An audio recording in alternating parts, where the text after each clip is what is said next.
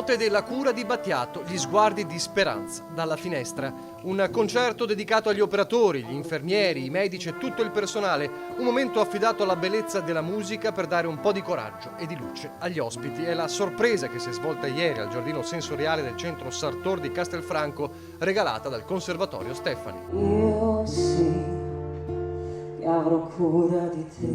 Un momento di gioia voluto dalla presidenza, dalla direzione della struttura castellana per rasserenare dopo il lungo periodo di timore per il coronavirus e dopo che i tamponi hanno scacciato ogni paura, confermando la negatività per tutti gli ospiti e il personale. Un trio del conservatorio si è dunque esibito all'aperto nel giardino e rigorosamente a distanza in quello che è un vero e proprio ritorno alla musica e un ritorno alla vita.